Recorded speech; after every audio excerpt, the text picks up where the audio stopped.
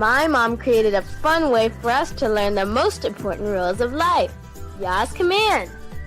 With Yah's Big Ten Commands, we get to see His will's best for us.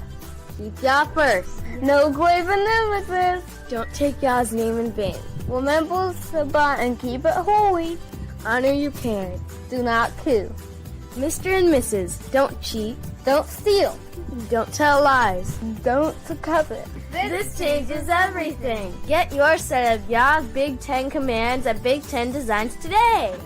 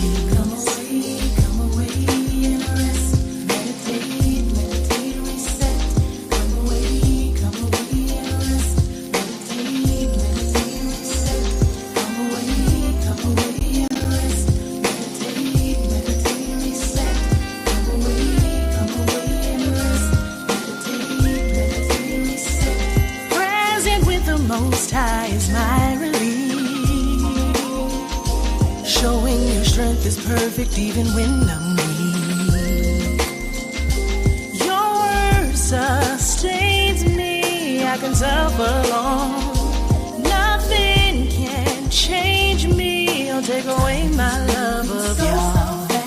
Into the future, leading answers so bad. It's hard to bear.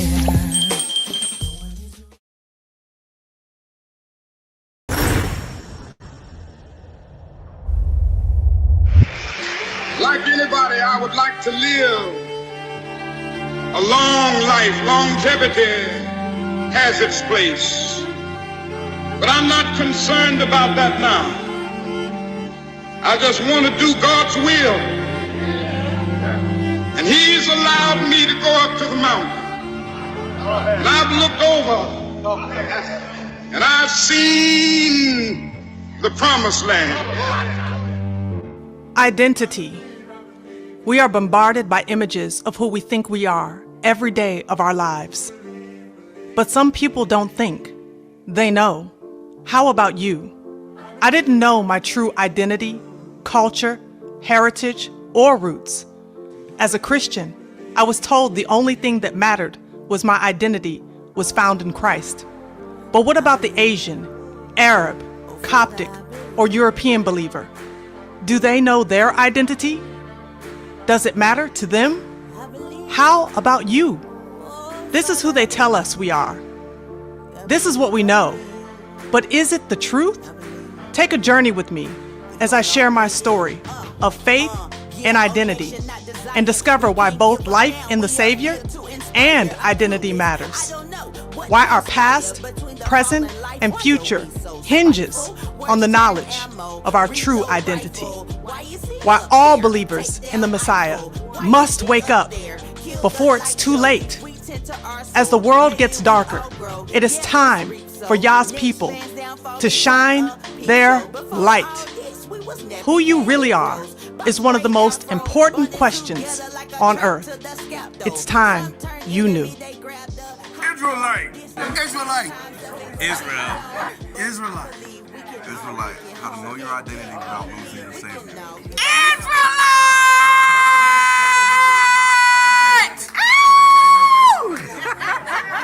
I believe in you.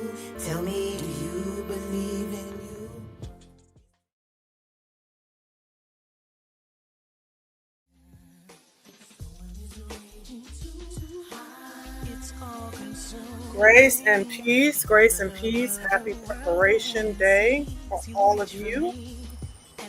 Thank y'all so much for coming in tonight. Glad to see y'all in the building once again. Let me just get my little setup here. I'm going to put y'all comments on the stage. Wow, we're going to have a jam-packed discussion tonight. How y'all doing? How's your week been? I hope that y'all have been well. My week has been very busy. I say that like it's not busy every week, but nevertheless, it's been a good week. Oh, cool. They let me do different things on here. I can move your comments around a little bit. Put the font at medium so we can see a little bit better. But it's been a blessed week. It's been a very blessed week. And I'm thankful, in spite of life's challenges, right? Because we all are facing a multiplicity of challenges. And the one thing that I am finding more and more, like the old folk used to say, one day at a time. You know what I'm saying? That's all we can do is take things one day at a time. And so I'm finding that is how I get through every day, because we never know what the day is going to present itself to be. We don't know what we're going to face that day. So we might as well just take that day for what we have it as and give thanks. Give thanks unto Yahuwah that he woke you up this morning, that you're in your right mind, that you got the use of your arms and your legs. Some of us don't have that. You can hear, you can see. So give thanks in all things. A roof over your head, food. These things might seem minor, but they're really not. In the grand scope of life, they're really not. And he's looking for his people, especially during this time. He's saying, before I come back, will I find faith in the earth? And the truth is that this is a faithless generation.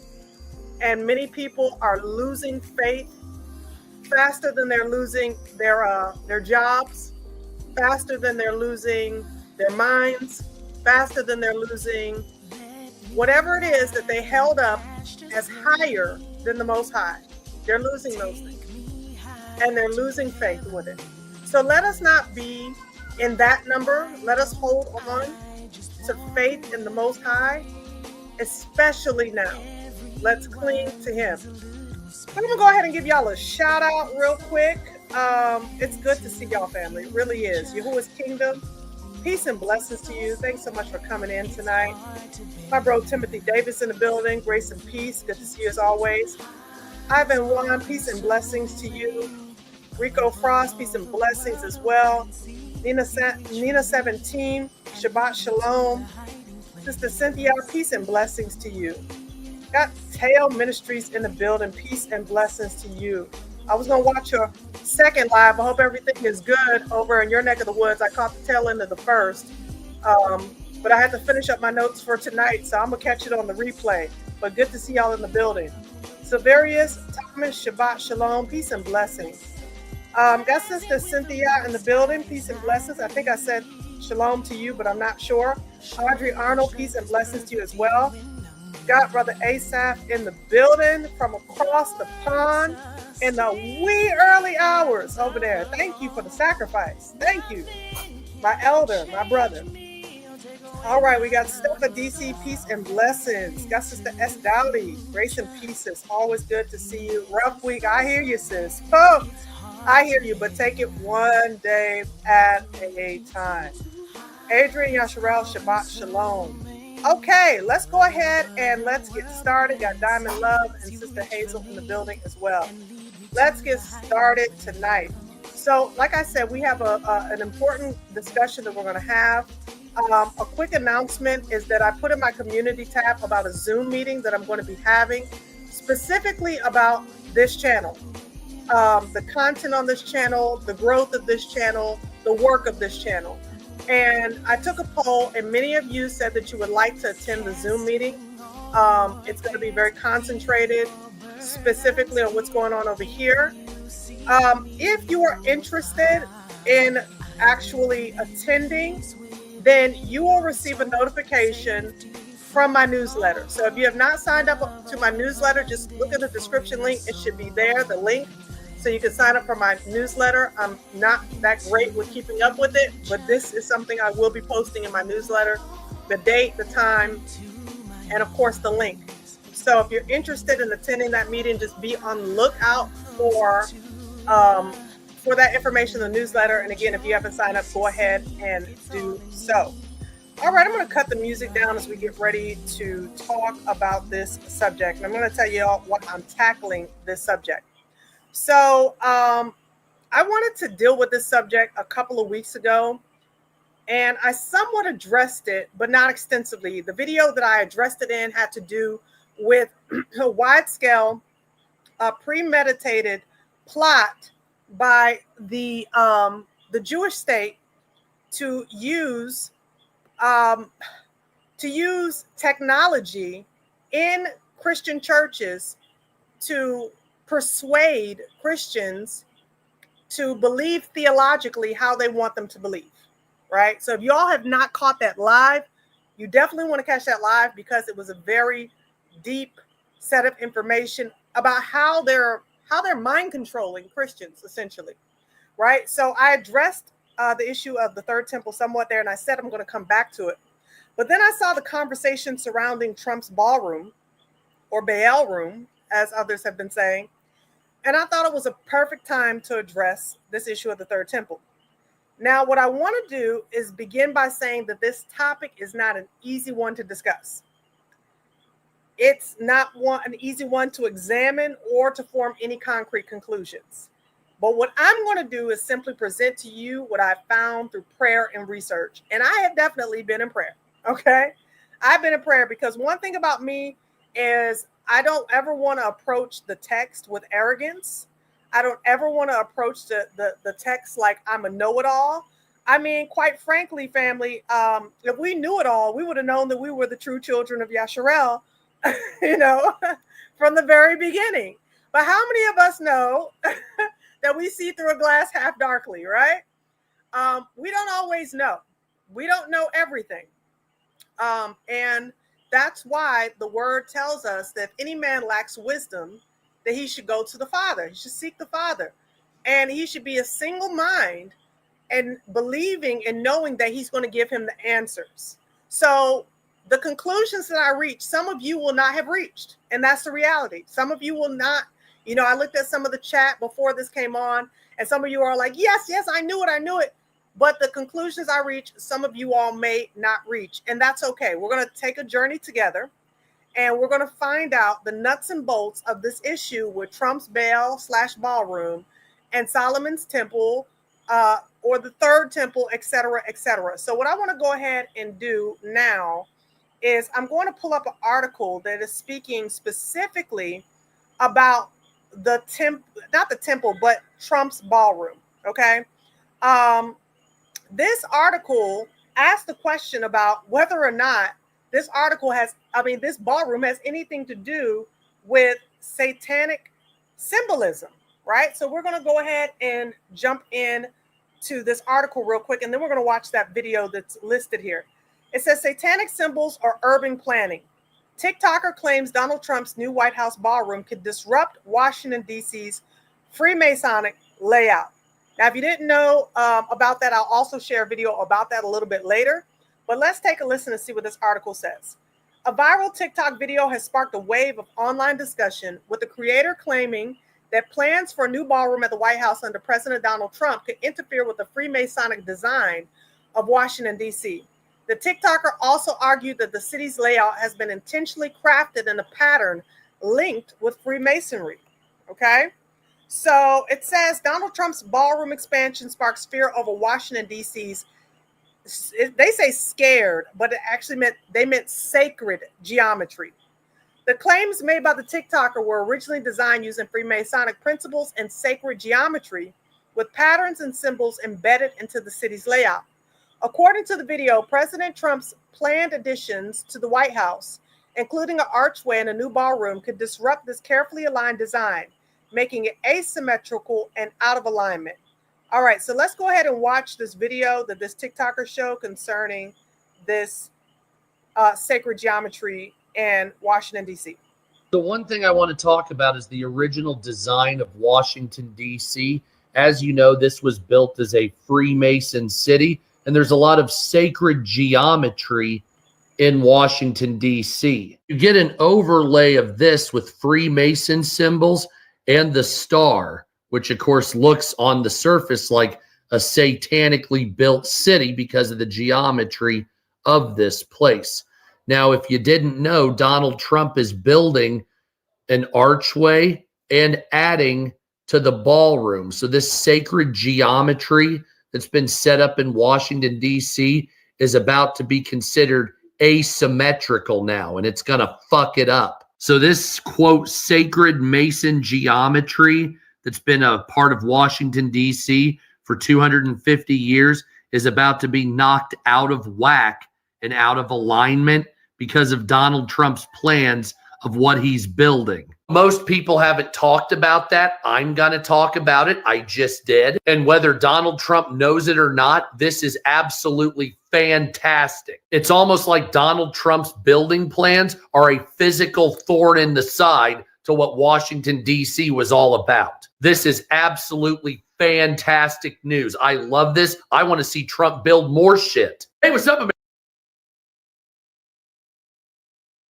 Okay, so this guy is of the idea that this sacred geometry and Freemasonic symbolism will be off kilter because of the ballroom. You know, a lot of these people, they are, of course, we know, maggot out. Anything that Trump does, they're going to find a way to make it positive. They're finding it harder and harder to do that. But this one, you know, twisted in a pretzel. And I thought it was very interesting that the conclusion that he reached was, yeah, he's going to like disrupt Washington's, you know, aim at this Freemasonic symbolism that is like controlling the world. And, you know, of course, because he's going to drain the swamp and Donald Trump is, you know, King Cyrus and all of that stuff. Right. But it was one TikToker who made a comment that I thought was very interesting. And I'm going to share that with you all. It said, get Scott Onstott's take on this, Scott Onstott's take on this and go over Tom Horn's material.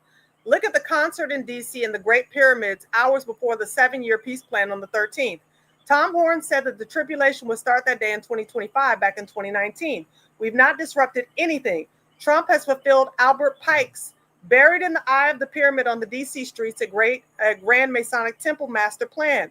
The pure light of Lucifer is on its way. Now, I wanted to show that not because of the stuff he said before, but what he says about here, Trump fulfilling Albert Pike's master plan and the pure light of Lucifer on his way. If you're not familiar with Albert Pike, he was like the founder of Freemasonry, and he was the one who predicted all 3 world wars. And the 3rd World War, he predicted that Christianity was something that people were going to get so exhausted with, while the Jewish or, you know, the Israelis were in conflict with the Arab nations, and there would be so much great unrest, and that the atheists would even get sick of it. And eventually, what they're all going to do is they're all going to turn away from all of their belief systems, whether it's Islam, Judaism, Christianity, and they're going to turn to, as he said, the pure light of Lucifer. Okay, so he said that, and he talked about how Trump, you know, he's fulfilling this mandate by Albert Pike. And so I thought it was very interesting when I ran across this article about what Trump recently did concerning Albert Pike. Now, I don't know if y'all recall, but during Black Lives Matter, the Albert Pike Confederate statue was torn down. Okay. But a few days ago, 4 in fact, they re-erected it. Confederate statue torn down during anti-racism protests reinstalled in Washington. Okay, so that is the statue. A statue of a Confederate general that was torn down and set on fire in 2020 during social justice protests in Washington has been reinstalled under orders from President Donald Trump. General Albert Pike's statue has long been a source of controversy, as many Confederate monuments across the U.S. which were erected decades after the Civil War. Now, what we have to remember, this is what he says. The National Park Service announced in August is planned to return The refurbished statue after Trump signed an executive order called Restoring Truth and Sanity to American History. Okay? This is at the same time that he is closing down museums that have anything to do with America's not so great history concerning slavery, right? So he's attacking the African American Museum. He's attacking all the Smithsonian museums. And I guess he's calling them liberal and revisionist history. But at the end of the day, he's restoring truth to America, right? And you see, you got the Israelite boy in the background as it's being brought down to the ground. And so he's bringing it back up. He's bringing it back up. So I thought that was very interesting that the gentleman who posted that he is really actually doing exactly what Albert Pike envisioned. And the symbolism of that statue should let people know what his real aim and his real target is. But, you know, like I said, people who are maggot out, they're under the mind control. They are not going to see things for what they are. They're going to see things for how they imagine them to be because they have made a savior out of that man. But let's go ahead and deal with this whole issue of the construction of Washington, D.C. Okay. And trust me, it's going to play a part into this discussion tonight. Right. So let's watch this video where they discuss this, the layout of Washington, D.C. Looking down on Washington, D.C., you'll see there are two main boulevards culminating in a pyramid. And just at the very top of the pyramid is a street cutting it off. And then within the triangle at the top, where the eye on the dollar bill is the Capitol. And the Capitol building sits there. It's a pyramid. Then it has the Cleopatra's Needle, which is a Washington monument. And the river, the long riverway, and the long waterway is called the River Styx, which is where Pharaoh went into heaven on the River Styx. It is all laid out in Masonic symbolism, and the five-pointed star, which is a pentagram, has always been used. Satan worship, satanic worship, the five-pointed pentagram. And if you take the arms off of a pentagram, you have a pentagon. And the United States Pentagon is sitting exactly due north, aiming due north at the North Star Thuban, which is drawing power, according to the ancient Egyptians, for the god of war. Just take a road map of Washington, D.C. Just take a look at it from the air, and you'll see what appears to be the goat of Mendez. And the goat of Mendez, which is a symbol in Freemasonry. Right. It's a symbol. It's a demonic symbol within the Freemasonic. You see the goat and the horns and the whole thing. The whole city is laid out like that. It's all over. So what we're basically saying here is that there is nothing happening by chance.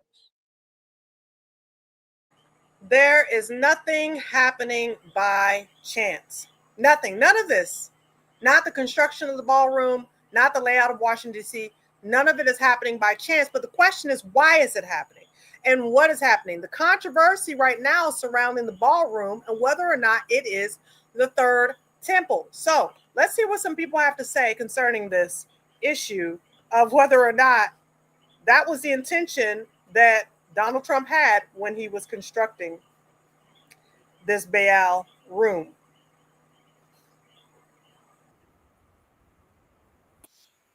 Building skills to build a temple. We'll all see the building of the third. Starting from the beginning. Mr. Trump could promise to use his building skills to build a temple. We'll all see the building of the third temple in Jerusalem very soon. And we honor our President Trump for what he has done for Jerusalem and for the Jewish people. In this video, you can see they're discussing the location where to build the third temple. Some Jewish rabbis suggest building the third temple next to the Dome of the Rock.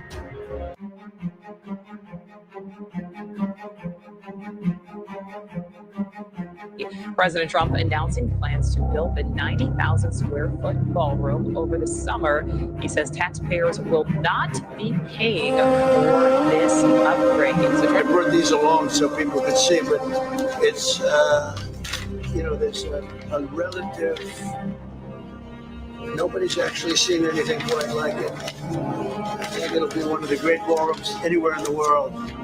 It's about $300 million. It's set to do many, many things, including meetings of foreign leaders, including the honoring of foreign leaders. You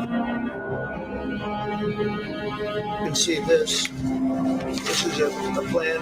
It's got tables so that you honor a foreign leader. An interior shot of the ballroom. I think there'll be nothing like it. And it's being paid for 100% by me and some friends of mine, donors to it. The government's paying absolutely nothing.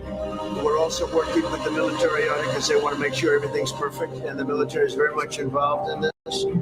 They want to make sure everything is absolutely beautiful. You can see the kind of interiors that we're talking about. That's an interior of the ballroom, and it's the highest level. And you see it goes beautifully with the White House. I mean, the mix is beautiful.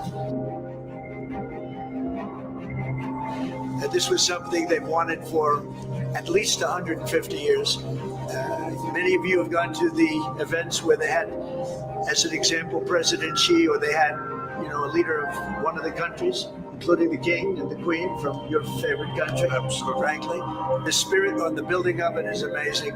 We are using little sections of footings and various other things, but that's sort of irrelevant. In order to do it properly, we had to take down the existing structure. The way it was shown, it looked like we were touching the White House. We don't touch the White House.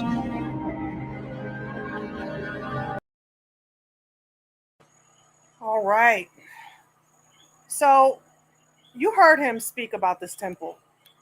One of the things he said is that the military is involved, and he and a few friends paid for it, right?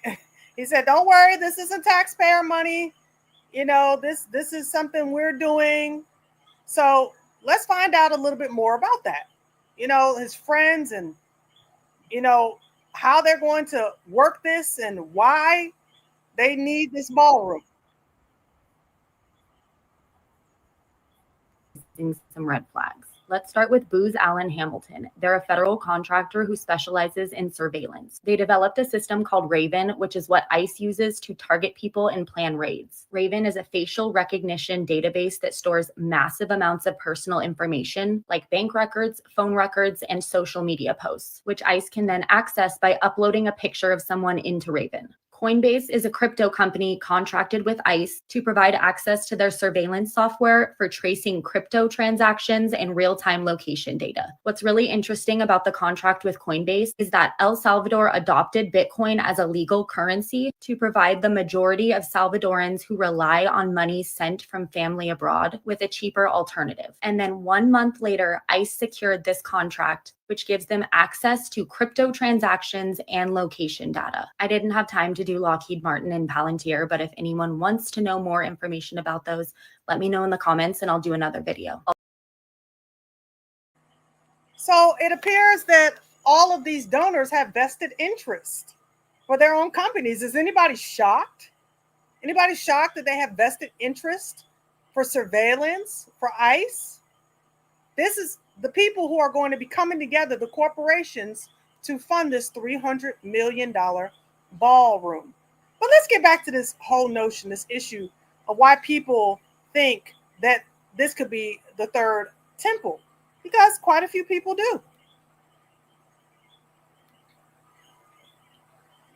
The resemblance of Solomon's temple and Trump's Trump's ballroom that they're building at the White House. For some reason, it's a very uncanny resemblance. Even from measurements and things like that. I think that is really weird. And if you don't know the lore behind the third temple, follow me. I'm reading from the Bible app Haven. It says that the third temple is a significant topic in Bible prophecy. A lot of people believe that the rebuilding of the temple in Jerusalem is a crucial event that will precede the return of Jesus Christ. Now we got some scripture. 2 Thessalonians, it talks about the Antichrist. This is the person who will exalt himself above God, and he will oppose God, and he will sit in the temple of God and show himself to be God.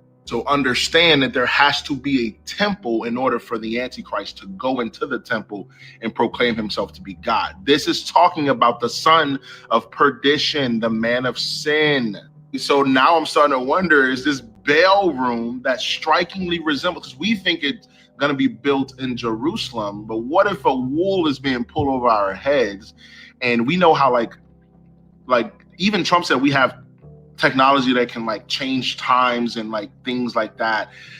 And so that's one thing I'm looking at. But also it says that Satan will look to change the times in the events and things like that. So have we been bamboozled with history, right? Is history a big lie? Is certain lands really what they are supposed to be? Are biblical lands different than the lands that we've named today? And so is he building this BAALroom that is actually going to be a Baal, like the Canaanite god Baal, who they used to sacrifice their kids to? This is getting a little crazy, I'm not gonna lie. Okay, so you heard what he had to say, and I was spending time in the beginning of this this live talking to you all about the construction, about the surrounding area, the city itself, its Freemasonic ties, Albert Pike, all of those things. And so before we even get into the text of 2 Thessalonians, which we're going to get into a minute, I need you all to answer a question for me. Can Washington, D.C. be both, can it be both Babylon and Jerusalem at the same time? Put a 1 in the chat if you think that Washington, D.C. in America can be both Babylon and Jerusalem at the same time, or 2 if you say, no way, not how that thing works. I really want to understand where everyone is at in this. Okay. And answer the way you feel, truthfully, how you feel. Okay. Okay. Okay. So before we get into 2 Thessalonians, okay, let's deal with this thing because it's mixed. It's mixed. Some people say yes, some people say no. So let's talk about Babylon first off. I'm not going to go on any text. We're just going to talk about Babylon and what Babylon stood for. If we remember that the name Babylon, right, means confusion, right? And it was at the Tower of Babel that the Most High, because all of the peoples of the world at that time, they spoke one language. And they wanted to build a tower unto the Most High so that they could reach heaven. And he said, let us come down. And he said, let us conflate their languages, or let's shift their languages so that they cannot work together, so that they're confused, right? And from that time period during Nimrod, that's when all peoples in the earth began to speak in different languages. Babylon, again, being known as a place of confusion. Versus Jerusalem, which was supposed to be a very specific place where a specific and set apart people who were in one accord worshiped the same Yahuwah. They didn't have a multiplicity of gods. They didn't have a lot of confusion. They all understood the regulations of what was supposed to happen in that land, in Jerusalem. Do you see the contrast? Babylon, confusion, multiplicity of nations and gods and deities. Jerusalem, one Adonai, one Yahuwah, one law, one Torah, right? One people. So what we have to understand is that there is a difference when it comes to Babylon and the land Jerusalem. There is a marked difference. And the reason why this is important is because what's happening with our people, and not just our people, but people in general, is that they're getting confused, hear that word, confusion, on these basic principles of how symbolism, land layouts, and covenants work. Okay? They're getting confused. So now you're hearing, well, this BAALroom could take place in Washington, D.C., that's supposed to take place, and the third temple is supposed to be in Jerusalem. Could Jerusalem be the Freemasonic city of Washington, D.C.? You know what I'm saying? We have to think. We have to use logic and critical thinking skills when we're talking about anything concerning prophecy and eschatology. Yes, we need to pray first, but we also need to use deduction and say, wait a minute, does this make any sense right here? Babylon is a place of confusion. We know that America as a whole is defined as a quote unquote melting pot. America is where all the nations of all the people groups come with all of their deities, with all of their cultures, with all of their values, with all of their belief systems, with all of their languages, and they come to one place and one place only in the world that is known as the melting pot, aka Babylon. Okay? That's where they come. They come to be confused. So that off the bat should make us side eye anyone who's speculating that this ballroom could be the third temple. That's the first thing. Okay? That's the first thing. Now we're going to actually examine the scriptures. We're going to go to 2 Thessalonians because that's the one that was brought up. And again, family, this is not for passive viewing. This is for us to actually research and study. Okay? So this is Second Thessalonians, and this is the Apostle Paul talking about the coming of the Messiah and us being gathered unto him. Okay? He says, I pray that you not soon be shaken in mind or be troubled, neither by spirit, nor by word, nor by letter. As from us is that the day of Messiah is at hand. I want everybody to really follow along with the words in here. Let no man deceive you by any means, for that day shall not come, except there come a falling away first. For all the people who believe in pre-trib rapture, he's not coming back until there's a falling away. That's the first thing. Second, and that man of sin be revealed. Who? The son of perdition. Now he goes on to give a heightened explanation about this man of sin. He says he opposes and exalts himself above all that is called Alua, Elohim, God, or that is worshipped, so that he as God or Alua sits in the temple of Alua, showing himself that he is Alua. Okay, now remember that the guy said, based off of 2 Thessalonians chapter 2, verse 4, this is where we're at, that there is an expectation that there will be a temple built in Jerusalem. Now, I'm reading here, and I'm going to ask you guys, give me a 1 in the chat if you see the word Jerusalem in 2 Thessalonians chapter 2. Now, we just broke down that there's a difference between Babylon and Jerusalem and the principles and the culture, the ideals. Do you see Jerusalem in verse 4? Give me a 1 if you see the word Jerusalem. Give me a 2 if you don't. Because we really got to put our thinking caps on. We got to think about these things. I'll read it again. Who opposes and exalts himself above all that is called Alua, or that is worshipped, so that he as Alua sits in the temple of Alua, showing himself that he is Alua. Okay. Hazel said she don't see the word Jerusalem there. Everton said, nope, I don't see it neither. Adrian, Team Truth, Calvin, no, so it's not just me? Okay. I don't see the word Jerusalem there. Okay. Now, why is that important?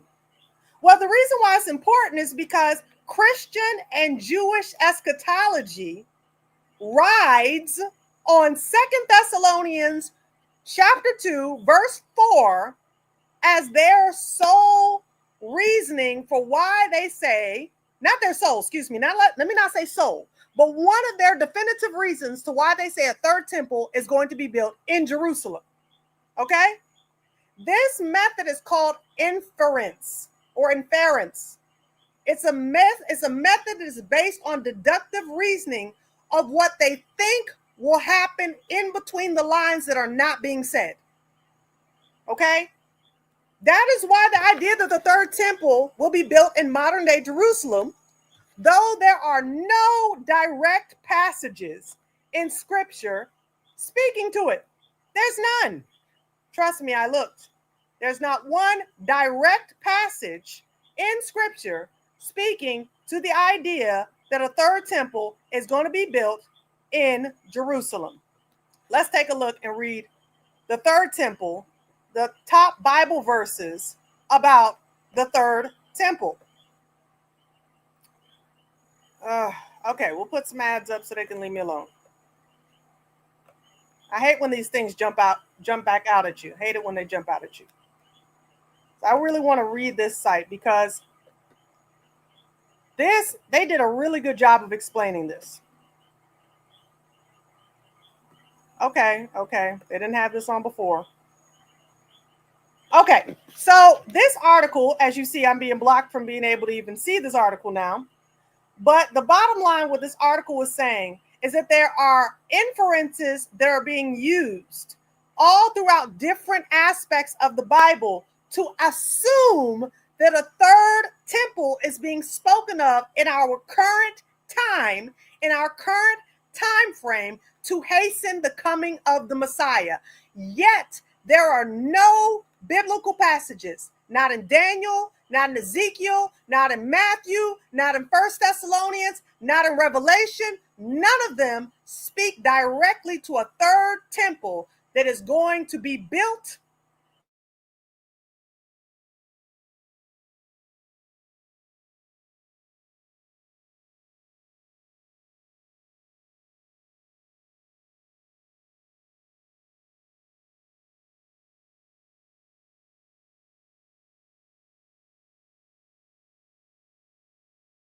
Okay, so people would say automatically, well, what about Ezekiel's vision of a temple? Because I just spoke about Ezekiel. But what we need to understand is that timelines and context matter. So people, they're going to use Ezekiel as an example to explain about the rebuilding of a third temple in their time, because Ezekiel was shown an elaborate vision of a temple during the Babylonian exile after the first temple, Solomon's, had already been destroyed. But contextually speaking, that temple was not to be rebuilt until after the Most High restored the fortunes of Jacob. We're going to read about that. This is so important. When I tell you, like I said, this is not an easy discussion. It's not an easy research, but context matters. So Ezekiel 39, we know Ezekiel 37 talks about the dry bones of Ezekiel's vision. Then Ezekiel 38 talks about the war of Gog and Magog. Let's take a look. Let's take a look at Ezekiel 39. I want to check my sound because it looked like somebody said there wasn't any sound. But let's take a look, all right, at Ezekiel 39 concerning this temple. I'm going to start here in verse 21. I will display my glory among the nations, and all the nations will see the punishment I inflict and the hand I lay on them. From that day forward, the people of Israel will know that I am Yahuwah their Eluah, and the nations will know that the people of Israel went into exile for their sin, because they were unfaithful to me. So I hid my face from them and handed them over to their enemies, and they all fell by the sword. I dealt with them according to their uncleanness and their offenses, and I hid my face from them. Therefore, this is what the sovereign Yahuwah says: I will now restore the fortunes of Jacob, and will have compassion on all the people of Israel, and I will be zealous for my holy name. They will forget their shame and all their unfaithfulness they showed toward me when they lived in safety in their land with no one to make them afraid. When I have brought them back, listen to this, when I have brought them back from the nations and have gathered them from the countries of their enemies, I will be proved holy through them in the sight of many nations. Then they will know that I am Yahuwah, their Eluah. For though I sent them into exile among the nations, I will gather them to their own land, not leaving any behind. I will no longer hide my face from them. I will pour out my spirit on the people of Israel, declares the sovereign Yahuwah. So let me ask you all, have we been regathered from the exile worldwide? Have the children of Israel been gathered from all the four corners of the earth? Have they? Has he made himself, have the nations looked upon the children of Israel? Let's just play devil's advocate, okay? The people over there in the Jewish state, do they represent a holy people? Put a 1 in the chat if they represent a holy people. Put a 2 in the chat if you say, nah, not so much. Because we're going to take us out of it. We're going to take us out of the schematic, right? We're going to put our eyes on the people that the world says are God's chosen people, okay? Do they represent holiness, or okay, we got a lot of twos here, okay? They do not represent holiness. They do not represent set apart people that are covenanted unto the ways of the Most High, unto his will. That's not the representation. So is Ezekiel 39 talking about them? Is he talking about them? Because we go here into the temple area restored after he said all of that. He said all of that because he's getting ready to tell you in Ezekiel's vision about a temple area that is restored, right? We here in Ezekiel 40. I'm only showing you what's in the word. I'm just showing you what's in the word, okay? So we go into the temple area restored. In the 25th year of our exile, at the beginning of the year, on the 10th of the month, in the 14th year after the fall of the city, on that very day, the hand of Yahuwah was on me, and he took me there. In visions of Eluah, he took me to the land of Israel and set me on a very high mountain on whose south side were some buildings that looked like a city. He took me there, and I saw a man whose appearance was like bronze. He was standing in the gateway with a linen cord and a measuring rod in his hand. The man said to me, Son of man, look carefully and listen closely and pay attention to everything I'm going to show you, for that is why you have been brought here. Tell the people of Israel everything you see. Now, we don't got enough time to go over all of this. Okay, it's a lot, folk. It's a lot. It's 3 chapters worth a lot. Okay, but I'm gonna get to chapter 43. Read it on your own time. Okay, but we're gonna get to chapter 43 because we need to understand that Ezekiel's vision is about a future temple that will take place after the fortunes of Jacob are restored. Is that not what we read in Ezekiel 39? If the fortunes of Jacob have not been restored, then the temple that Ezekiel is showing in this vision that he has not happened and will not happen until that time. Nevertheless, chapter 43, let's read. It says, Then the man brought me to the gate facing east, and I saw the glory of Eluah of Israel coming from the east. His voice was like the roar of rushing waters, and the land was radiant with his glory. The vision I saw, like the vision I had seen when he came to destroy the city, and like the visions I had seen by the Kabar River, and I fell face down. The glory of Yahuwah entered the temple through the gate facing east. Then the Spirit lifted me up and brought me into inner court, and the glory of Yahuwah filled the temple. While the man was standing beside me, I heard someone speaking to me from inside the temple. He said, Son of man, this is the place of my throne and the place for the soles of my feet. This is where I will live among the who? The Israelites forever. The people of Israel will never again defile my holy name, neither they nor their kings, by their prostitution and the funeral offerings, by their kings at the death. When they placed their threshold next to my threshold and their doorpost beside my doorpost with only a wall between me and them, they defiled my holy name by their detestable practices, so I destroyed them in my anger. Now let them put away from me their prostitution and the funeral offerings for the kings, and I will live among them forever. He said, describe the temple to the people of Israel, that they may be ashamed of their sins. Let them consider it perfection.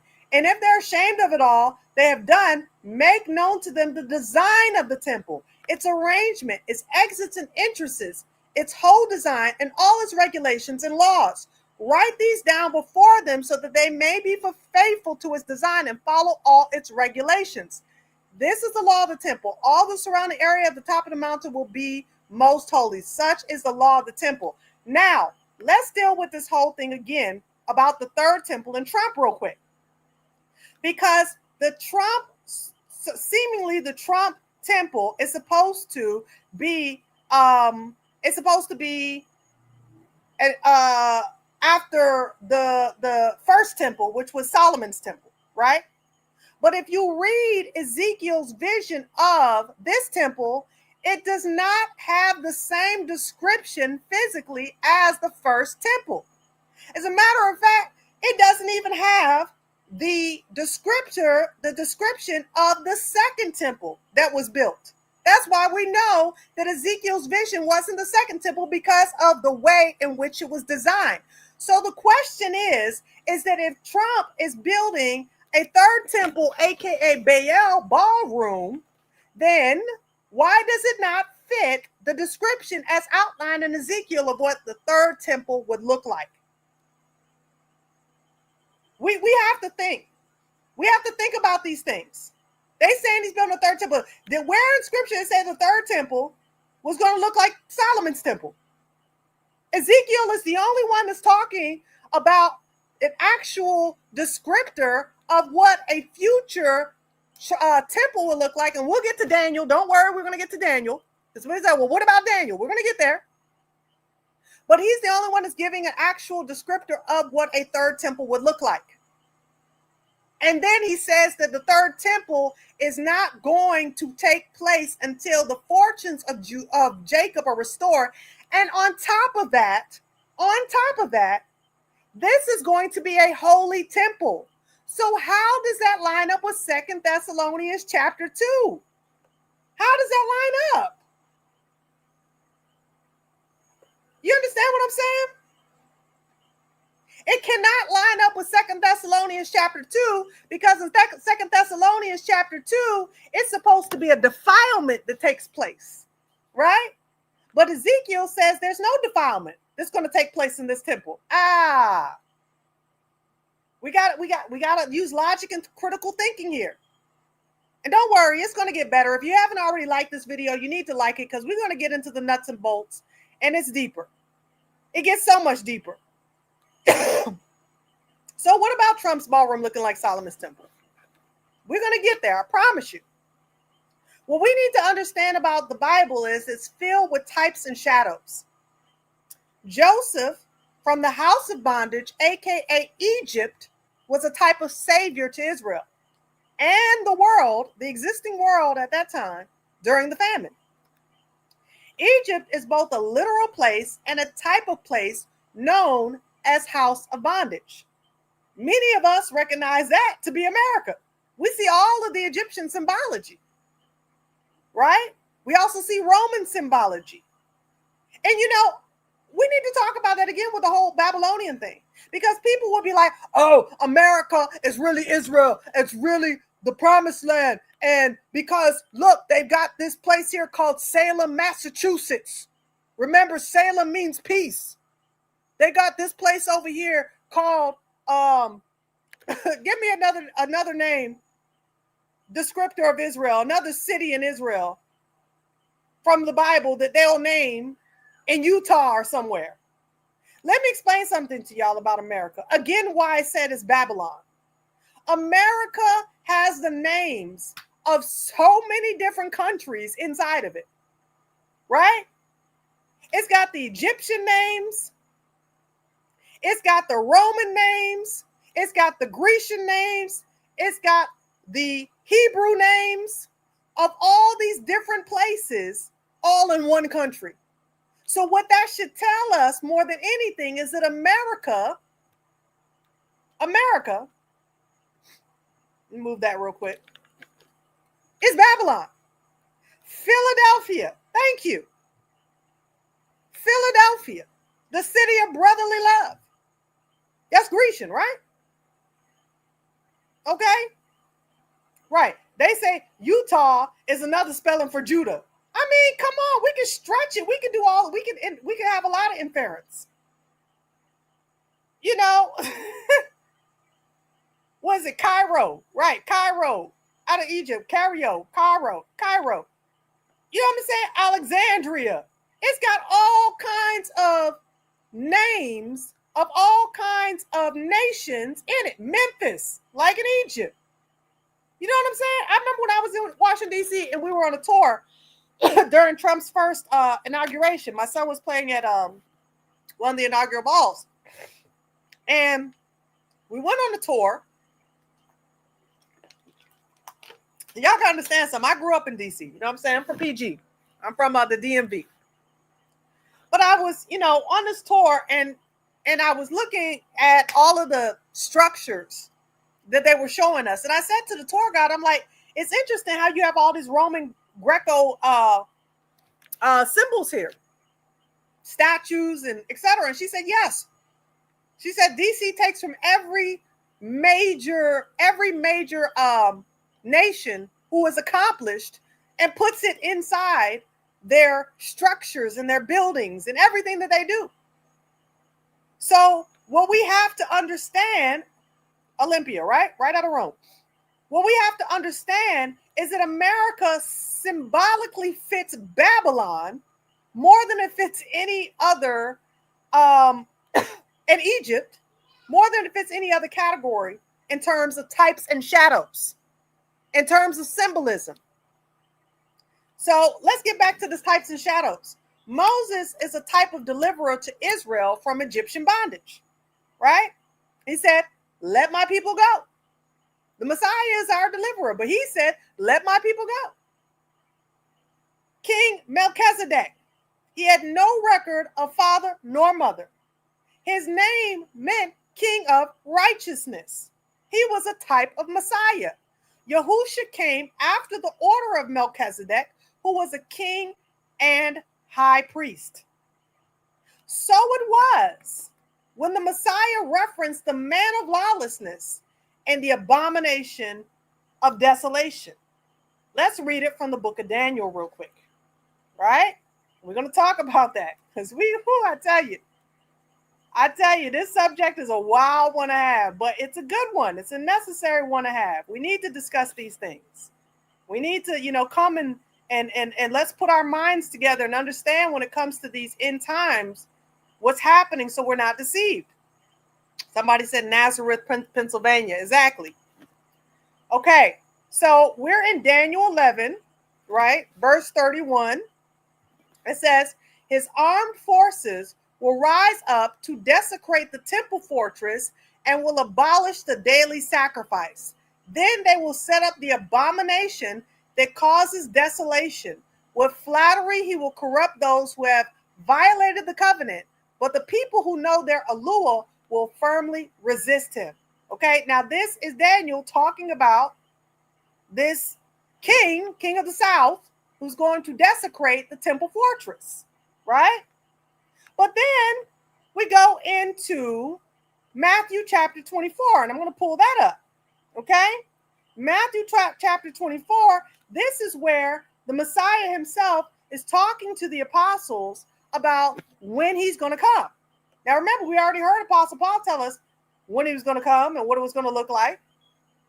But let's take a look and see what the Messiah himself had to say. All right, verse 1. Yahusha left the temple and was walking away when his disciples came up to him to call his attention to his buildings. Now, this is the second temple that he's looking at. Do you see all these things? He asked. Truly, I tell you, not one stone here will be left on another. Every one will be thrown down. As Yahusha was sitting on the Mount of Olives, the disciples came to him privately. Tell us, they said, when will this happen? And what will be the sign of the coming, of your coming, and of the end of the age? So we know the disciples are asking him about when he comes back, his second coming, and of the end of the age. And he goes in and he talks about the wars and the rumor of wars and being put in prison and being betrayed and all of that. But now let's get into the temple. He says, so when you see standing in the holy place, the abomination that causes desolation, spoken of through the prophet Daniel, we just read that. We just read it. Let the reader understand. Then let those who are in Judea flee to the mountains. Let no one in the housetop go down to take anything out of the house. Let no one in the field go back to get their cloak. How dreadful it will be in those days for pregnant women and nursing mothers. Pray that your flight will not take place in winter or on the Sabbath, for then there will be great distress, unequal from the beginning of the world until now, and never to be equaled again. Well, wait a minute. Hold on a second here. Hold on. We got a problem, Houston. We have a major problem. The problem here has to do with timelines. This is a major problem. I want y'all to do me a favor and tell me how many of you all have heard of Antiochus the Fourth Epiphanes. Put a 1 in the chat if you've heard of Antiochus the Fourth Epiphanes. If you have not heard of this person, put a 2 in the chat. We got a problem. Houston, we got a major problem. We just read that. We're going to find out what this problem is. Okay. All right. Some of y'all are up to date. Some of y'all understand what's going on. And some of y'all, yeah, you're like, no, I ain't never heard of nobody. Some of y'all never heard. Some of y'all have. Okay. For those of you who have not heard of Antiochus. And you'll hear in the beginning, you'll hear the word anti in the beginning. Antiochus desecrates the temple. Okay? Now, we're going to read this about the temple, and it'll help some of you understand why it is that there are those of us who celebrate what's called the Feast of Dedication, or as they call it today, Hanukkah.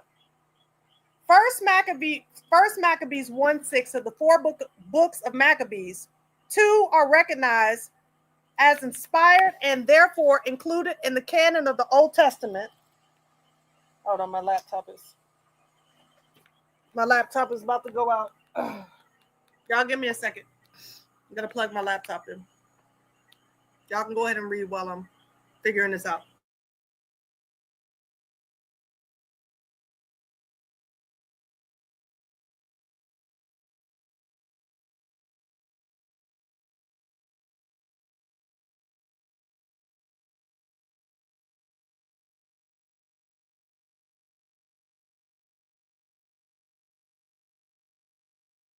Okay, I'm back with you. So it says, First Maccabees 1-16 of the 4 books of Maccabees, 2 are recognized as inspired and are therefore included in the canon of the Old Testament. Some Eastern Orthodox churches recognize 3 or 4 of all these books as canonical. The 2 books of Maccabees differ in the ordering of events, but the essential elements remain the same. They give a history of the struggle of the, we're going to say, Israelite people against the oppression they experienced during the last 2 centuries before the birth of Messiah.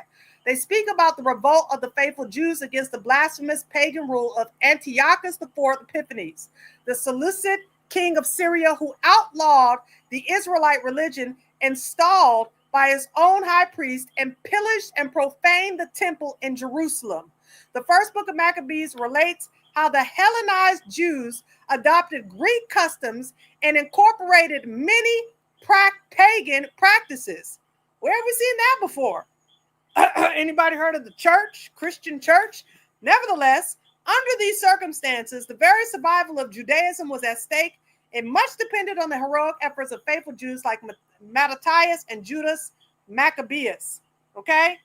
Before his death, this is chapter 1, verse 1 through 15, is given a synopsis.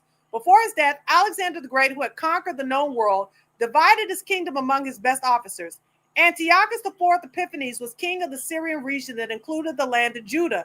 He attempted to transform the region from a strictly Israelite culture into a Hellenized culture as a way of strengthening his own kingdom. When he forbade circumcision and the possession of sacred writings, many Jews acquiesced. Okay, they gave in. All right. So, seeking to expand his empire, Antiochus conquered Egypt and then turned to Jerusalem. where he stole many sacred vessels and furnishings from the temple. He imposed a tax on the Jews and began to persecute them, killing many. Returning to Jerusalem, he plundered the city and built the Acra citadel, a fortress within the city. From this vantage point, the Syrians could control the entrance to the temple and thus control its worship, and had a clear view of much of the city and the surrounding region. To force unity among his subjects and loyalty to his rule, Antiochus formally imposed Greek customs and pagan worship on all the people of his kingdom, effectively making the practice of the Israelite faith illegal and punishable by deletion. Many of the Jews had already adopted these pagan practices, in most instances out of fear. A small number, however, remained faithful to the Israelite law and practiced their faith in secret. The greatest indignity was the profanation of the temple by installing a statue of Zeus on the temple altar, which from the date given took place on December 8, 167 BC.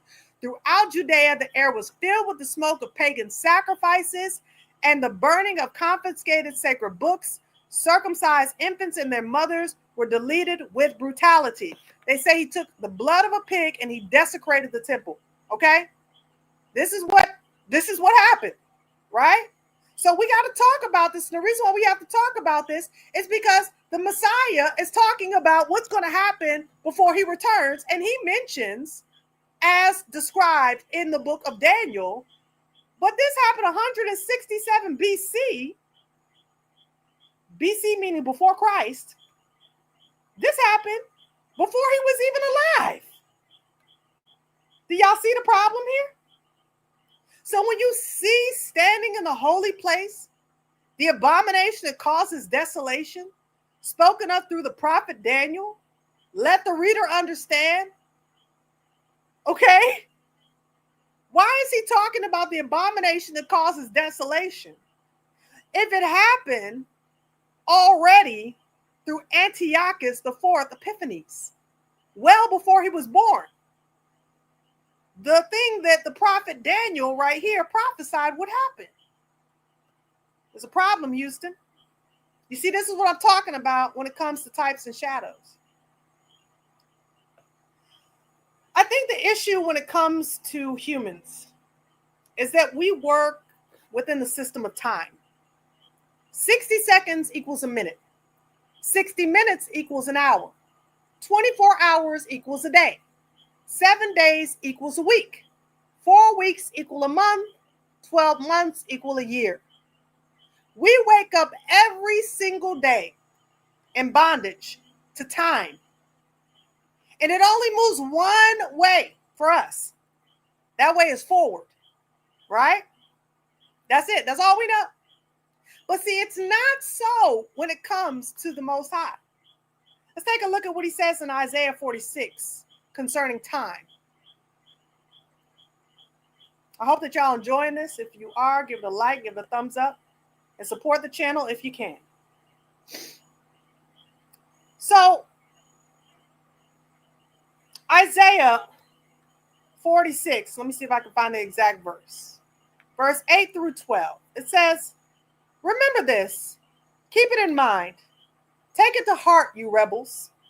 Remember the former things, those of long ago. I am Alua, and there is no other. I am Alua, and there is none like me. I make known the end from the beginning. From ancient times, what is still to come. I say, my purpose will stand, and I will do all that I please. He said, listen, ain't nobody like me. Can't nobody do it quite like me. Okay? He said, I say something going to go down, it's going to go down. I am not subjected to time in the way that you are. I know the end from the beginning. As a matter of fact, or the beginning from the end. As a matter of fact, even when it comes down to us, Ephesians 1, he says here concerning how we were created, right? Paul talks about grace be unto you from our Father and from Yahushua HaMashiach, He says in verse 4, according as he hath chosen us in him before the foundation of the world. Y'all see that? We were chosen from before the foundation of the world. Now, I don't know about y'all, but I was born in 1981, okay? It's a whole lot of years that happened well before I was born. But even though I was born in 1981, he already knew the day, the year, and the month that I would be born before he even laid the foundation of the earth. So that should tell us about how he looks at time. This is the case with the knowledge that we need to understand is that Yah sees time in the past, the present, and the future before him like an intricate map. That's why there's nothing that we can do that he doesn't already know. No route we could take that he hasn't already accounted for. So when the Messiah was speaking to the disciples, he was referencing the past and the future. Two different events at the same time. One, a type and shadow of something that physically took place in a physical building or construction made with human hands. The other taking place in the future spiritually to a construction or building not made by human hands. I hope y'all got that. I hope y'all got that. Let's talk about it. Acts chapter 17. Let's talk about it. Acts 17. This is where Paul is over in one of them Grecian or Roman provinces. And he was on Mars Hill over there. And this is something he had to say in verse 22. Then Paul stood in the midst of Mars Hill and said, "Ye men of Athens, I perceive that in all things you are too superstitious. For as I passed by and beheld your devotions, I found an altar with this inscription, to the unknown God, whom therefore you ignorantly worship, him I declare unto you.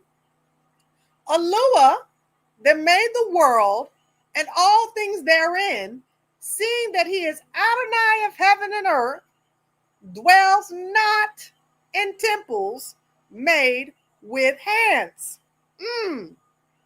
Neither is he worshipped with men's hands, as though he needed anything, seeing he gives to all life and breath and all things, and hath made one blood of all nations of men for to dwell on all the face of the earth, and hath determined the times before appointed and the bounds of their habitation."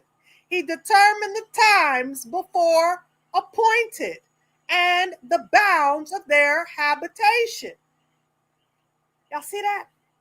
So you don't dwell in temples made with human hands. A lot of people don't understand. Messiah already said he was going to tear down the temple and build it in 3 days.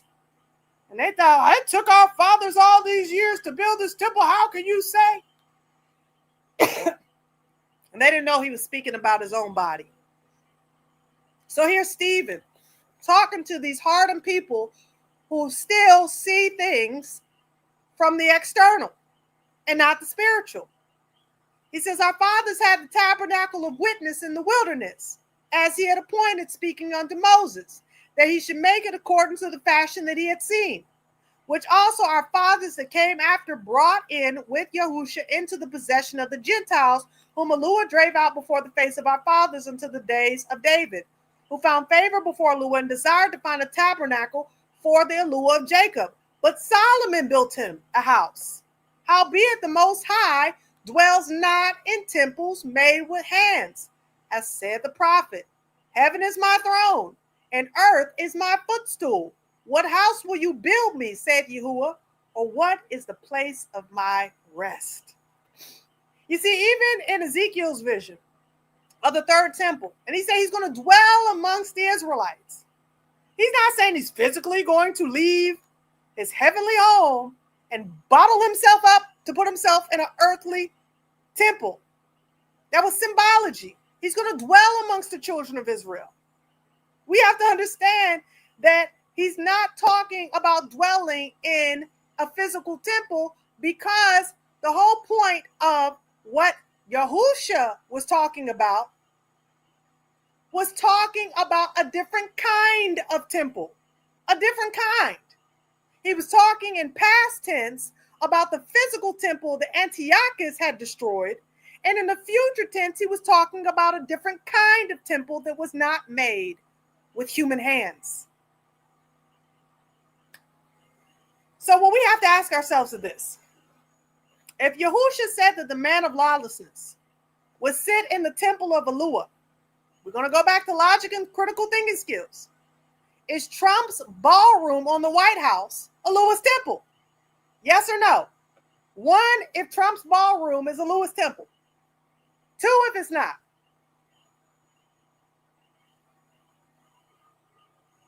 Is Trump's ballroom Alua's temple?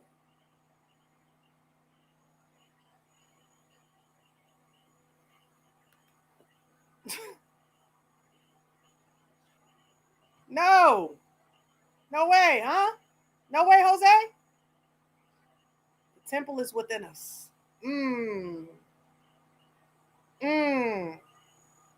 See, this is why I want to break it down, because there's too many people. See, I couldn't do this in a short. I couldn't do this in a few minute video. There's too many people that are not asking these most basic questions.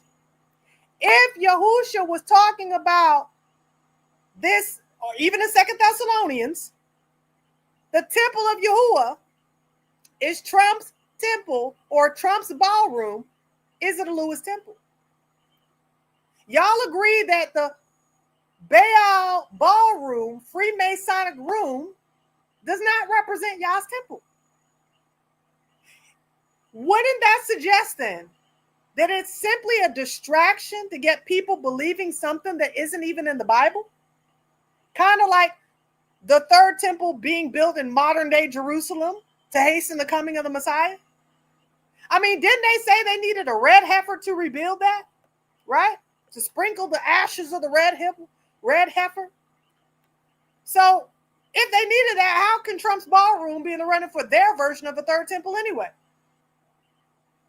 So the question we must ask ourselves now is, if Trump's ballroom does not represent Yah's temple, what is the real reason behind why he's building it? I mean, I want to know. I would really like to know. Inquiring minds would like to know why he really.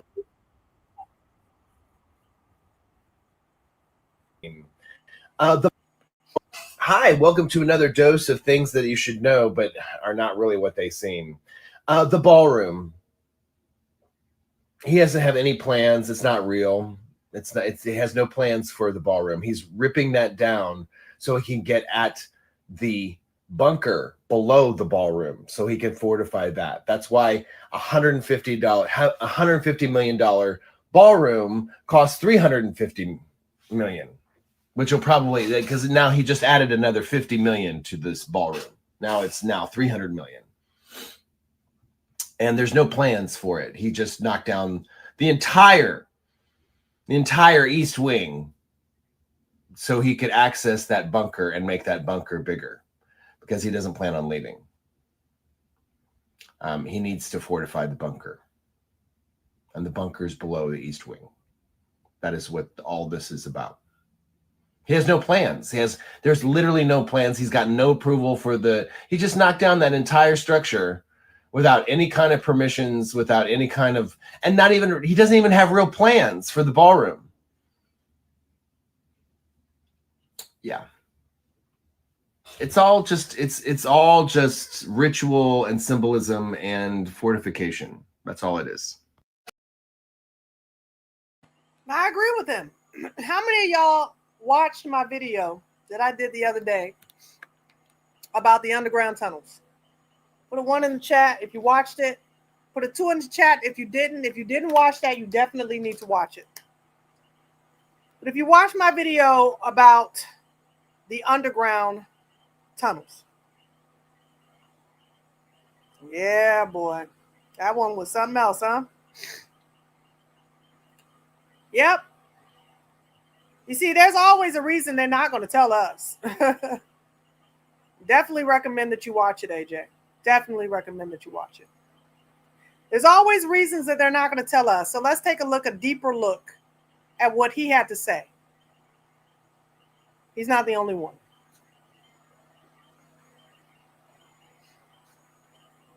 And divided by 90,000 square. They're calling it a ballroom. 90,000 square feet, $300 million, next to the White House. Let's do the math. 300 million divided by 90,000 square feet. That's 3,833 per square foot. Now compare that. A luxury hotel in DC costs around $800 per square foot to build.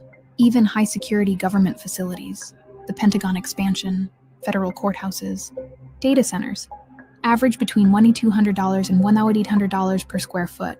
So where's the other $2,500 per square foot going? That's not chandeliers and marble floors.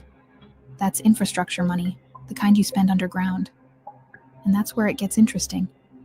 The main White House residence, the actual house, is about 55,000 square feet. So this ballroom is almost twice as large as the president's home. Laid side by side, it would literally overshadow it. And we're supposed to believe this is just for galas? Remember, the White House already sits on a network of tunnels and bunkers, expanded through decades of classified projects. That's documented. Every administration upgrades it, always under the banner of national security. So what if this isn't a ballroom at all? What if it's a cover for a massive underground expansion? A new bunker? Command center? Because ballroom sounds fancy. Underground fortification project sounds like something you'd want to hide. And here's the part that should make everyone stop. They tell us the country S broke. They tell us we can't afford healthcare, housing, or student debt relief. Yet somehow there is $300 million for a space, bigger than the White House, with a cost per square foot that rivals nuclear infrastructure. The numbers don't add up, but maybe they were never supposed to. So ask yourself, if this isn't about music, if this isn't about parties, then what exactly are they building under our feet? Because the math, it points straight down. They're calling The math points straight down. The math points straight down. So we have to remember that we're dealing with Babylon. And if you understand anything about Solomon, you understand that Solomon, though at one point he was a faithful man of Yahuwah, he was also, let's just say he was a man whore, okay? He just was. He had a lot of wives and a lot of concubines. And his wives were not all Israelite women. He took a lot of pagan wives. And at some point, Solomon was deep into paganism, okay? And I don't know how deep into paganism he was in, but I think it was pretty darn deep, okay? Probably doing some spells and all that stuff. So is it any wonder that the MAGA magician would put these blueprints together to look like, of all things, Solomon's temple? When in reality, that's just a cover for what he's really building. Because when you got to get the military involved, and you got to get surveillance companies to help you pay for it, and you take away SNAP benefits, and you take away the jobs of federal workers who are now standing in bread lines in order to eat, what are you preparing for? What are you preparing for? For real. And this is why we have to think beyond what is being put in our face. Because trust me when I tell you, they already know how most Christians think.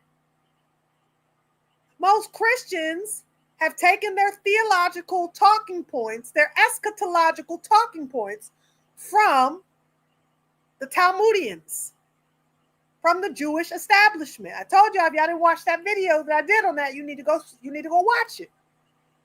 So when you got all this energy harvesting, pushing out this, oh, Trump he building the third temple, y'all. He building the third temple. He gonna sit in it and he gonna just declare himself an abomination of desolation and declare himself to be the most high, and that's what's gonna hasten the coming of the Messiah. They already know this. They're playing and feeding into the deception. Remember, Paul said, do not let any man deceive you. Don't let any man deceive you. Because the reality is that there's a lot of people that are going to fall for and that are falling for the deception. They said the rapture was supposed to happen again today. How many of y'all heard that? Put a one in the chat if you heard that. I mean, this, at this point, they don't get it's crying wolf at this point. The harpazo supposed to take place again October 31st on this unholy satanic day.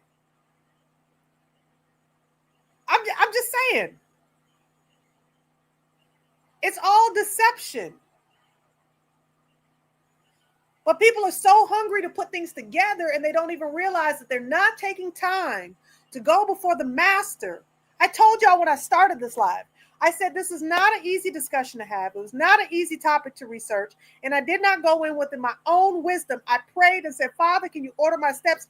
Can you help me to understand what's going on? Because there's so much deception coming from multiple places. It's like, I mean, how do you deal with it all? How do you unravel all of it?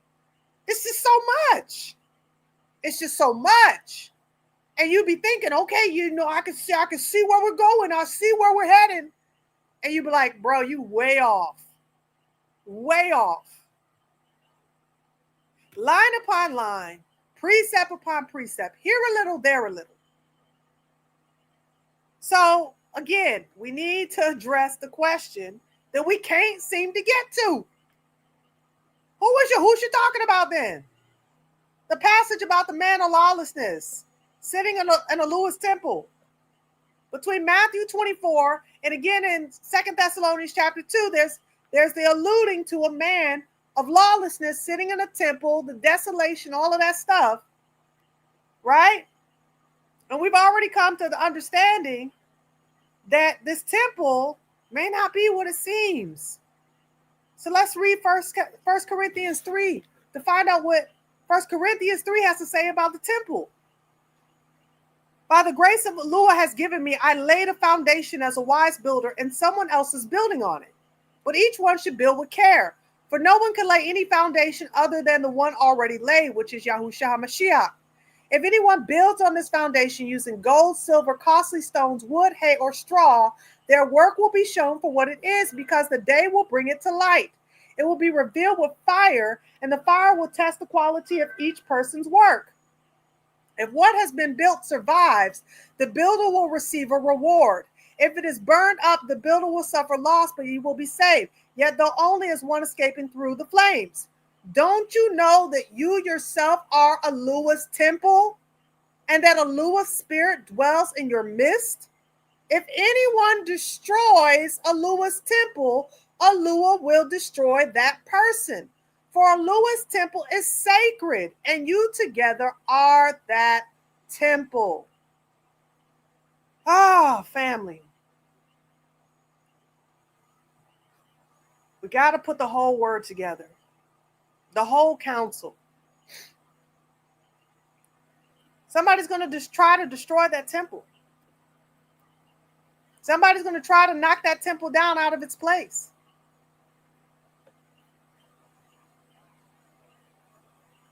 Revelation 11.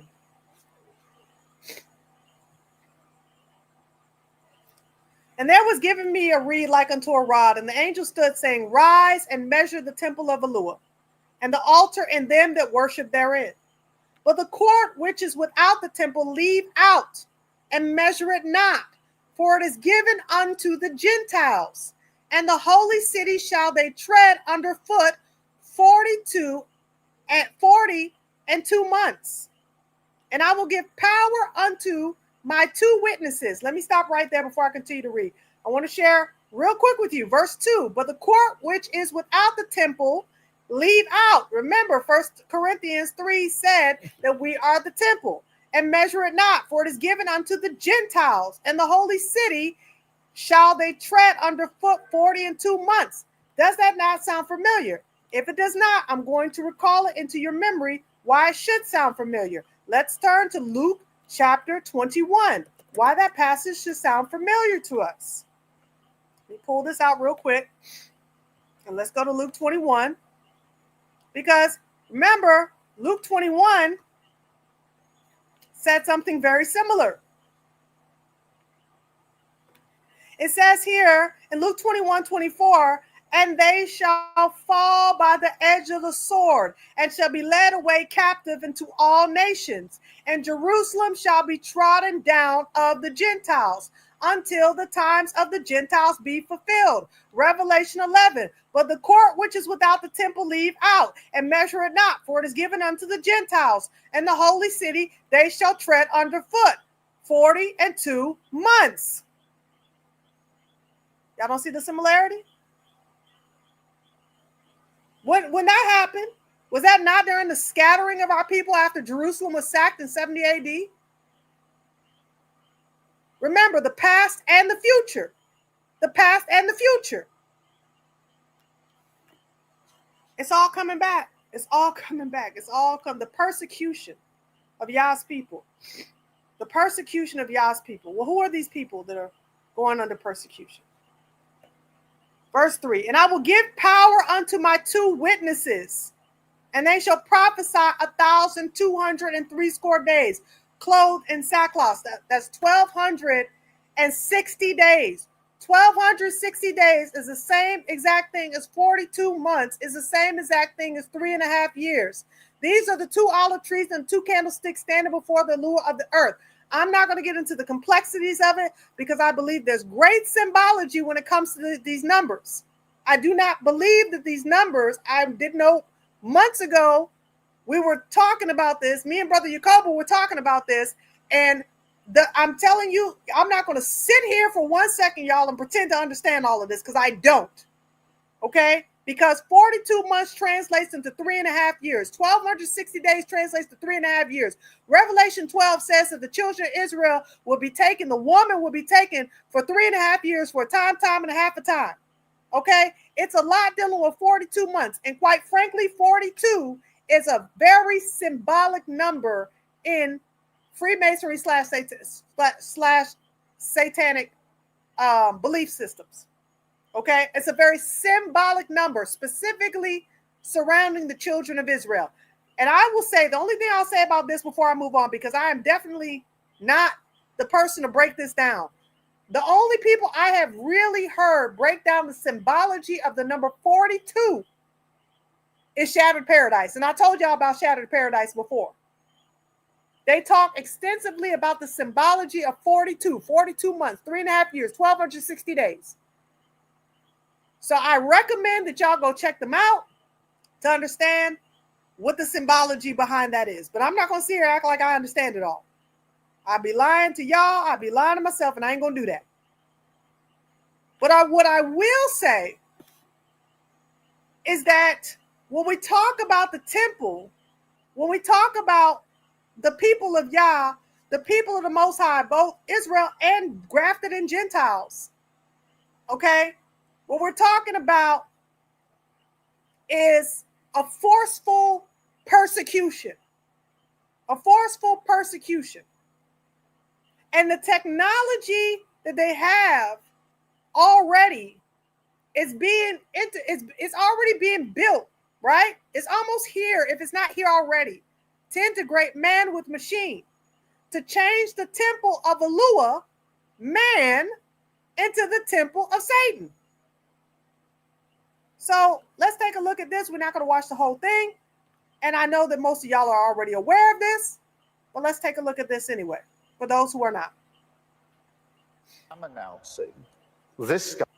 In what's being called Orwellian, British Prime Minister Keir Starmer just announced mandatory digital IDs. Take a look. And that is why today I am announcing this government will make a new free of charge digital ID mandatory for the right to work by the end of this Parliament. Let me spell that out. You will not be able to work in the United Kingdom if you do not have digital ID. It's as simple as that. British civil rights activist Emily Emanuel joins us now. So, Emily, what was your reaction to Starmer's announcement? Well, really, truly, completely shocked, but also not surprised. Keir Starmer has been a terrible, terrible prime minister right from the beginning. And I've never seen actually the UK population in such uproar against a prime minister in the time that I can remember anyway. So I am not surprised that he's trying to pull something out the bag that will try and get him some popular votes, although it's probably going to be completely the opposite.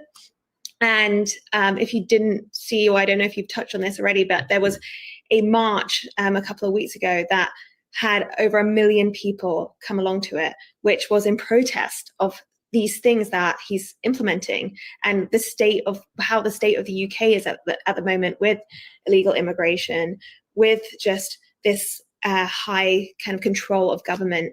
And so there's almost like a revolution going on in the ground in the UK at the moment because people are just sick and tired of these policies that he's implementing. Well, you know, what's interesting is, obviously he made this announcement and he painted it in a way that this would help curb illegal immigration. But a lot of people online are saying, wait a second, you're saying these digital IDs where you won't be able to, buy or sell, sounds a lot like what we hear in Revelation 13 when it comes to the mark of the beast. People are wondering, is this like a precursor to that? So let me just read what the Bible actually says about that, and then you can draw the dots together if you think they fit. It also forced all people, great and small, rich and poor, free and slave, to receive a mark on their right hands or on their foreheads, so that they could not buy or sell unless they had the mark, which is the name of the beast or the number of its name. Then the next verse says, "This calls for wisdom." So it does seem like a precursor, right? You cannot work without said digital ID. Obviously, I will let you, my friend who's watching this, connect the dots if you think that they are there. But Emily, can you just maybe peel back the onion a little bit more? What's kind of the sentiment of British folks when it comes to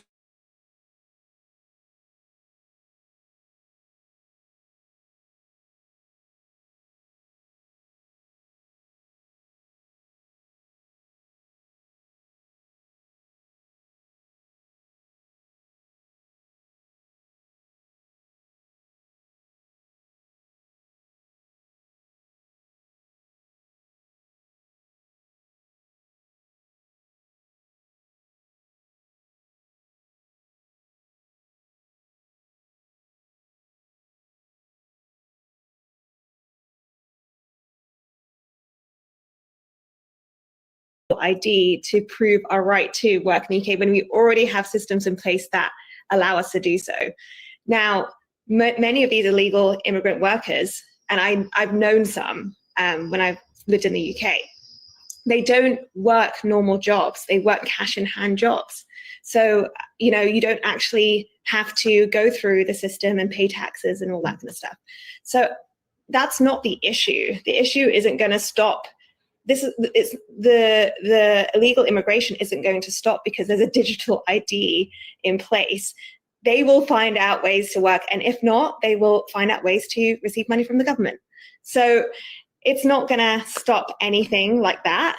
All it is going to put another form of control over the people in the UK, which the people are currently rebelling against at the moment. So the general sentiment amongst the people I know, but from news media outlets, is that this is not something that they want to see. If you want to stop illegal immigration, there are other ways to do that. Make a secure border, number one. I mean, that is what America is doing at the moment, which I totally agree with. And that is something that can be implemented. The UK isn't a big country. there is many ways to secure the border. And so I think this is a complete control tactic. And I think just along with other things that are happening in the world, such as, AI and then eventually super AI, we are heading towards that end time scenario event.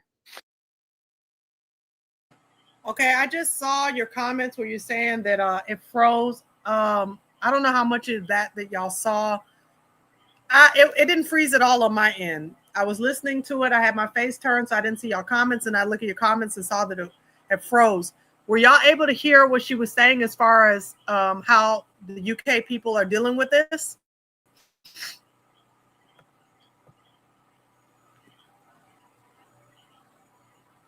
I don't know why it froze. I mean, we know why it froze, but Were y'all able to hear what she was saying? Yes? Okay, good. Okay, great. Got the gist. Okay. So basically, persecution is coming, okay? It's coming here. It's going there. I spoke about a couple weeks ago briefly about Vietnam, that I had just saw about Vietnam and the whole banking system, how a lot of people's bank accounts got wiped out. It's persecution that is happening everywhere. And this is what we need to understand from a scriptural standpoint when the Messiah is talking about how this son of perdition, what he's going to do, standing in the temple, he's going to desecrate the temple. This is what we're talking about. But there's going to be people that are fighting this. There's going to be people that are coming, that belong to the Most High, whether they're Israelite stock or if they're of Gentile stock, that are not going to give in. They're not going to give in. We see right here in Revelation 7 that the 144,000, and I've definitely done messages on that. You can definitely listen to my messages in the back about 144,000, but they're sealed with the mark of Yah, 12,000 from each of the 12 tribes of Judah. But let's take a look at verse 9, because there's going to be people that do not give in to this desecration, that do not give in to the enemy's plots for them. They don't love their lives even unto deletion. They're not going to allow him to defile their temples. So it says, after this I looked, and there before me was a great multitude that no one could count, from every nation, tribe, people, and language, standing before the throne and before the Lamb. They were wearing white robes and were holding palm branches in their hands, and they cried out in a loud voice, salvation belongs to our Eluah, who sits on the throne, and to the Lamb. Then the elder asked me, these are white robes. Who are they, and where did they come from? I answered, sir, you know. And he said, these are they who have come out of the great tribulation. They have washed their robes and made them white in the blood of the Lamb. Therefore, they are before the throne of Eluah and serve him day and night in his temple. And he who sits on the throne will shelter them with his presence. Never again will they hunger. Never again will they thirst. The sun will not beat down on them, nor any scorching heat. For the Lamb at the center of the throne will be their shepherd. He will lead them to springs of living water, and Eluah will wipe away every tear from their eyes. So they came out of great tribulation. They died. They went before Yahuwah to stand before his throne. The angels are standing before his throne. They're standing before his throne. They did not love their lives even unto the deletion. You see, what we have to really think about when we're looking at these last days, there's a lot of things that are going to transpire in these last days. Some of it's going to be for Yasharel. A lot of the calamities are not supposed to be for Yasharel. They're supposed to be for the nations, because they're getting payback for all the things that they've done to Yasharel, right? He's going to regather us from the four corners of the earth. He's going to purge out the rebels from among us. He is going to rule us with an iron fist, for sure. Okay? He wants holiness out of his people. But what we need to take very great comfort in through everything that we're getting ready to face, because we all going to face something. We all facing to a degree until he comes back and gets us, for sure. But what we can take great comfort in as a people is that in the end, Yahuwah wins. In the end, Yahuwah wins. That's what we can take comfort in. You see, there's no sense in us getting doom and gloom and feeling like there's no hope for us, because it's just not the case. It's just not the case at all. Let's take a look at Revelation 6. I watched as he opened the sixth seal. There was a great earthquake. The sun turned black like sackcloth, made of goat hair. The whole moon turned blood red, and the stars in the sky fell to earth as figs dropped from a fig tree when shaken by a strong wind. The heavens receded like a scroll being rolled up, and every mountain and island was removed from its place. Then the kings of the earth, the princes, the generals, the rich, the mighty, and everyone else, both slave and free, hid in what? In caves and among the rocks of the mountains. Well, we just talking about them underground tunnels. Just saying. You think the Most High don't know about this? He already told us in Obadiah that that's what they was going to do. Then he said in Revelation, they're going to say, they're going to hide, and they're going to call to the mountains and rocks and say, fall on us and hide us from the face of him who sits on the throne and from the wrath of the Lamb. For the great day of their wrath has come, and who can withstand it? Y'all need to just give y'all the glory, okay? I'm just saying, because look, yeah, we're going through. Yes, it's a lot that's happening prophetically, that is happening in the world. But when you see all of these things happen, this is a time where you should count it all joy, because it's literally prophesied that it doesn't matter what they do. He's already accounted for it, and he's going to deal with them. And they know it. So all of this stuff with these tunnels, and they think they got their little advanced this and their cities, and they just going to leave the rest of us to starve. You know what I'm saying? It's going to be like the Hunger Games. And look, I don't know what it is, right? These folk really think that they getting over on the Most High. I don't know how Satan was able to trick them as much as he was able to trick them, but they really think that they're getting over on the Most High. And here's the truth, family. They're not. And those saints who stand up, the righteous, who stand up and say, you know what? It is what it is. I'm not going to bow down to you. I'm not going to take your little peons so that I can eat. Yeah, I know. I don't want to be hungry neither, y'all. You know what I'm saying? Like, I like to eat, okay? But I don't like to eat so much that I'm willing to give up my eternal salvation for it. You understand what I'm saying? I'm just not. Look, that's what I'm believing, Pixie does. We ain't going to starve, okay? He going to make a way out of no way. I mean, I'm just saying, can we have the faith to believe that if he can provide from 2 fish, and 5 loaves of bread, he can feed the 5,000? And what we need to understand about that 5,000 was that was just the men. It didn't even account for the women and the children in that passage. So we're talking more like, let's say 20,000-25,000 folk that fed off of 2 fish and 5 loaves.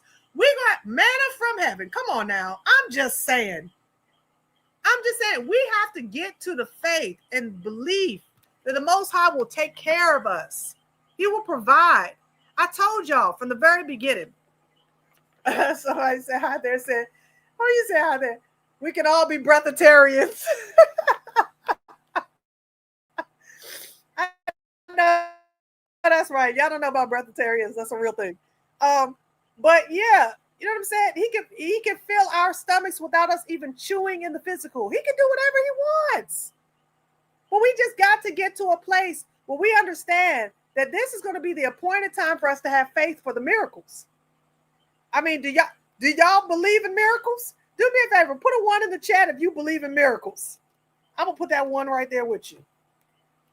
If you don't, put a 2 in. I don't know. We'll pray for you. We'll pray for you. But if you believe in miracles, he's gonna test you in that. I promise you. He gonna test you in that. He gonna test us all and whether or not we really believe in miracles. I mean, because the truth is, I done seen some miracles. I done seen some small miracles and I done seen some great miracles, and they were all tests. We're gonna see some things that we ain't never seen before in our life, but we're gonna see them by faith. I give a testimony real quick of a miracle that happened just last year. It was a hurricane in Florida, another hurricane. Oh, by the way, did y'all like that miracle that my buddy shared in Kingston and St. Elizabeth? That area that they said was going to be completely demolished. That Melissa, she ain't do nothing to that area. We still pray for the people of Jamaica. We pray for our brothers and sisters over there for full recovery. But they thought it was going to be leveled to the ground. They said, nah, not exactly. But it was another hurricane coming, and my father-in-law had passed away. And my husband and I were getting ready to travel to go see him. And my children and I, we went before Yahuwah in prayer because we didn't want the hurricane to stop us from being able to travel. So we asked the Most High to move the hurricane out the way for us, right? Because, we used to doing stuff like that. What's a hurricane? You know what I'm saying? He controls the winds and the waves. You know what I'm saying? So what's a hurricane? So we went into prayer and we got to the airport and they told us, they said, well, look, based on the hurricane, this is a situation at hand right now, what it's looking like, but we can get you to Fort Lauderdale. And we was like, all right, that'll work. We'll figure it out when we get there. So we got to Fort Lauderdale and we had connected with a buddy of ours. And they told us in Fort Lauderdale, like, look, because of the hurricane, we're going to need to push y'all flight back to the next day. Right. And to be honest with y'all, that was actually a miracle that we didn't even know we wanted at the time. It was a secondary miracle. And I'm going to tell y'all why. Because we connected with a friend of ours who took us to another friend's location that we hadn't seen since before we left during COVID. And this particular friend that he took us to see was a very, very close brother of ours, another Jamaican brother, okay? And he had gotten a blood clot. Now, I don't know if he took the solution or not, but he had gotten a blood clot that had went to his brain, okay? And he was in a facility recovering. But mind you, like I said, it was a blood clot that went to his brain. So he lost his ability to speak, to walk. He was laid out like a vegetable pretty much. He could open up his eyes, but that's all he could do. Okay. Now at this time, I was just like, my faith was so laser focused at this particular season. I had just been targeting and worship and just laboring in faith. So when we went to go to the hospital or the facility to go see him, he was sleeping. And so we're talking to his family. And then we just started talking about the glory of Yah. They hadn't seen us in a long time. It was like a reunion. Then all of a sudden, our buddy opens up his eyes. And it was like he thought he was still in a dream because, he had this look like, is it real? Are y'all really here? And I turned and I looked at him. I said, you're not dreaming. We really here. It's us. And he looked like, oh my gosh. And his eyes opened up so wide. And I held onto his hand, and his hand, we held hands so tight. And of course, the tears began to roll. And we just began to just thank Yah for his life. Okay. And when I tell y'all, we got in there, was like the energy in there was so angelic. You could feel the presence of angels in the atmosphere. And we're worshiping. And I looked at him and I prophesied over him. And I said, this is not meant for your downfall. This is meant for you to fight. You are called to fight through this. And he looked at me like this reassurance, like, I understand the assignment. I understand the assignment. And all of a sudden, I kid you guys not, like I told y'all, he couldn't talk. All of a sudden, with a guttural voice, my Jamaican friend says, hallelujah. Just like that. I was like, what? And I would just, oh, when I tell y'all, it blessed me so much when I heard him say hallelujah. So, of course, you know, our visit was over. We had to leave. We went to the funeral. Couple weeks go by. Mind you, I told you couldn't walk. He's a vegetable, pretty much. Well, we get the report that our brother is now out of the facility and he's back at home. And he is on the recovery. And he is in therapy to learn how to walk and talk again. All praises to the Most High. All I can tell y'all is that nothing is too hard for Yahuwah. Now, we're praying for his full recovery, of course. But when I tell y'all that the Most High is a miracle working, amazing Abba, we've got to just trust him, okay? Trust him through it all. Yeah, all praises to him. Maya, that's right. Hallelujah. Praise his holy name. You see, because how we overcome the wicked one is through the blood of the Lamb and the word of our testimony. So do not look down on the testimonies of miracles in people's lives, because it's meant to encourage you when you're going through and you don't see a way out. When you're like, wait a minute, how are we going to get through this? They got all of these satanic plans. Most High has told you, share your testimony of faith so to encourage so you can overcome the wicked one. So you hear my testimony and you think about your ailing family member. You think about the cupboards in your house that are starting to look a little bit bare. You think about your federal job that you got put off of because of all of this stuff going on. And he talking about he ain't giving you retro back pay. I want y'all to think on these testimonies, and I want you to believe Yah for the miracle in your life of provision. Trust him for it, because he will surely provide. So that's all I got for y'all tonight. I want to thank y'all for coming in. I hope that this message has been a blessing to you. I hope that it helped you to understand things on a more clear level. It wasn't an exhaustive lesson, but it covered a lot of bases. I'm praying. And that we will not be deceived by anything that the enemy throws our way, that we will trust Yah and know that he is fully in control. I want to give a quick shout out to those of you who have donated, who have supported. Listen, this platform, it is upheld by those of you who continue to support the work. So those of you who can, I appreciate you. Sister Cynthia, I want to thank you so much for your gift via Cash App. Thank you so much. As well as Brother Vincent, I want to thank you for your gift as well. Again, thank you all who continually support the platform. Thank you for my monthly members and patrons. I'm going to continue to try my best to honor you every Thursday by releasing my video ahead of time for you all. It's just a simple way of saying thank you very much. And family, again, just hold on by faith. All right, we're at that time. We're at the time period, but you know, the just, we got to live by faith. It just is what it is. All right, I'm going to stop for now, but until Yahuwah brings us together again, as always, family, love yourselves without hating your enemies. Have a happy Shabbat. Be blessed, be rested. And until we meet again, Yah bless. And Salamah.